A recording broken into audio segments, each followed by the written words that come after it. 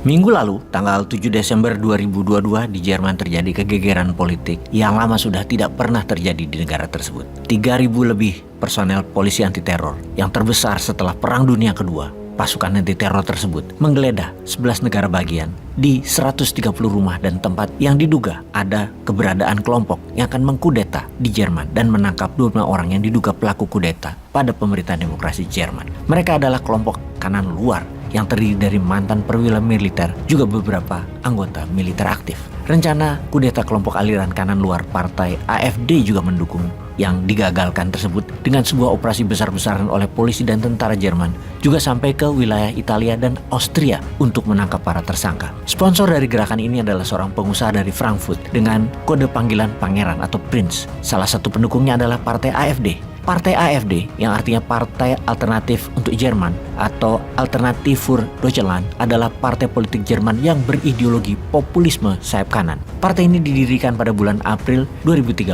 Partai yang memenangkan 4,7% suara dalam pemilihan federal tahun 2013, nyaris 5% untuk mendapatkan kursi di Bundestag, Parlemen Jerman. Kalau di Indonesia 4% ambang batas parlemennya. Lalu bagaimana rencana mereka untuk menggulingkan pemerintahan demokrasi Jerman itu? Sejak November 2021, kelompok AfD ini yang dipimpin oleh Prince Heinrich mulai membuat shadow kabinet atau kabinet bayangan yang mana mereka sudah siap mengambil alih seluruh pemerintahan demokrasi Jerman ini. Mereka semua bersenjata serang yang rencananya mereka akan mengepung parlemen Jerman, Bundestag, kemudian menangkap semua parlemen Jerman, lalu merubah bentuk pemerintah Jerman. Kelompok ini menggunakan nama Reichsbürger yang artinya warga kerajaan atau warga dari kerajaan Jerman, German Empire, di mana mereka percaya bahwa negara bentukan setelah Perang Dunia Kedua itu, negara Jerman, adalah negara bentukan sekutu, bentukan Barat terutama Amerika, adalah illegitimate atau tidak sah, bukan aslinya Jerman yang berbentuk kerajaan sejak dulu kala. Kelompok ini sudah sejak lama anti negara demokrasi Jerman.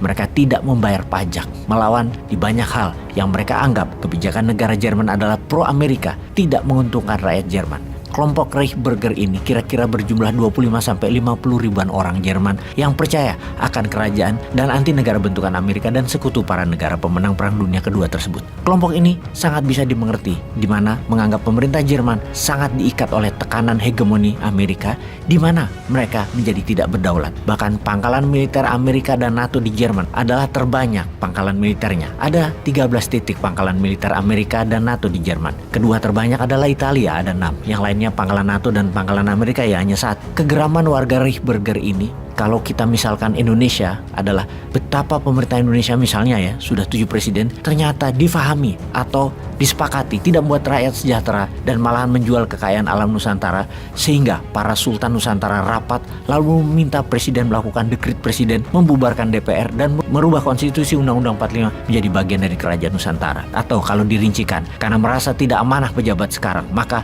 daripada berulang lagi jalannya pemerintahan yang amburadul, yang katanya tahun 2024 ada pilpres, namun yang incumbent ternyata masih tetap mau berkuasa lagi tambah 3 tahunan sampai 2027. Apakah para anggota kerajaan gerah dan akan membuat strategi baru? Apa yang terjadi kalau kelompok Kesultanan Nusantara ingin mengembalikan kekuasaan raja-raja dan membuat negara sistem pemerintahannya seperti Inggris atau Malaysia? Kerajaan merupakan wasit yang adil yang akan membuat pejabat atau pemerintahan jadi ada lembaga yang bisa ngamplengi kalau pemerintahnya tidak amanah. Kembalikan Nusantara ke sistem monarki yang bergantian selama 5 tahun dipergilir oleh 10 kerajaan Nusantara misalnya. Lalu ubah presiden menjadi Perdana Menteri.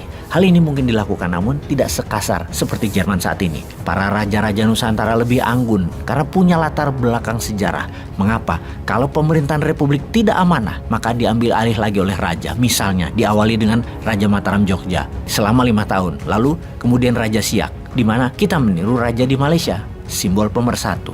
Indonesia punya alasan sejarahnya untuk hal ini bisa dilakukan. Kita menengok sejarah sebentar, kembali ke zaman kemerdekaan Indonesia yang baru lahir. Rekam jejak Sultan Hamengkubuwono ke-9 atau HB9 sebagai seorang pemimpin sekaligus Raja Keraton Jogja menjadi suri tauladan yang tak lekang oleh zaman. Ini ceritanya. Kita semua tahu ketika awal Indonesia baru menyatakan kemerdekaannya, Pak Karno bertanya pada Hamengkubuwono ke-9 dengan pertanyaan, Jogja bagaimana sih Nuwun? Maka pilihan waktu itu ada 2. HB9 jadi Raja Indonesia, Soekarno jadi Perdana Menteri seperti Inggris. Namun, Hamengkubuwono IX mengatakan Jogja ikut NKRI alias Jogja hanya bagian dari Provinsi Indonesia. Di awal berdirinya negara Indonesia, April 1946, Jogja adalah ibu kota Indonesia. Hingga tahun 1949, Hamengkubuwono kemudian mengusulkan kembalinya ibu kota ke Jakarta. Pak Karno pun berkata, Jakarta dan Indonesia tidak punya uang untuk mengelola jalannya pemerintahan. Maka 6.500.000 gulden Belanda diserahkan Yogyakarta kepada Soekarno di hadapan para menteri kabinet Soekarno waktu itu. Dan ketika peristiwa itu terjadi, semua orang yang hadir menitikkan air mata kagum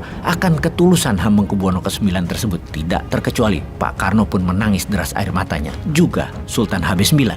Sungguh, HB9 adalah sosok yang all out dalam memperjuangkan dan mempertahankan kemerdekaan Republik ini. Coba Anda bayangkan betapa kerennya bernegara waktu itu.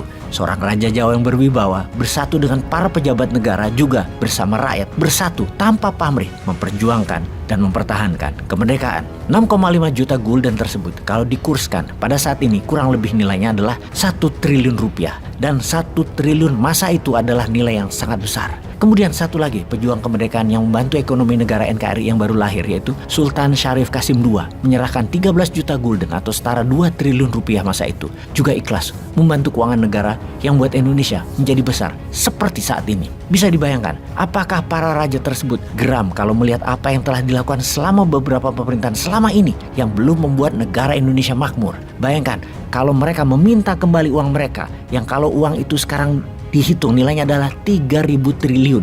Sekali lagi, ingat Indonesia pernah melakukan centering atau redenominasi potongan nilai mata uang dari Rp1.000 jadi Rp1. Jadi uang yang harus dikembalikan adalah 3.000 triliun rupiah. Berat itu. Jadi apa yang harus dilakukan? Sing sabar ya para pemilik bangsa ini, sing sabar ya para keturunan pejuang, sing sabar ya para pejuang melihat tingkah pola pejabat yang banyak berhutang, sumber daya alam habis, pengelolaan asing dipermudah dan diberi karpet merah, sementara putra bangsa dipersulit dengan tekanan pajak yang besar. Sing sabar, jangan tiru Jerman pakai kudeta konstitusi, biarkan jangan kita yang melakukan, biarkan yang menjabat saja yang melakukan kudeta konstitusi dengan perpanjangan jabatan. Kita nggak usah, kita doakan saja. Pasti ada cara Satrio Piningit naik menjabat dengan cara yang indah. Dan bukan yang ada di etalase ini ya orangnya, yang di belakangnya bohir-bohir mata duitan, pengeruk harta rakyat, bukan. Aminin aja ya, amin, kita menang.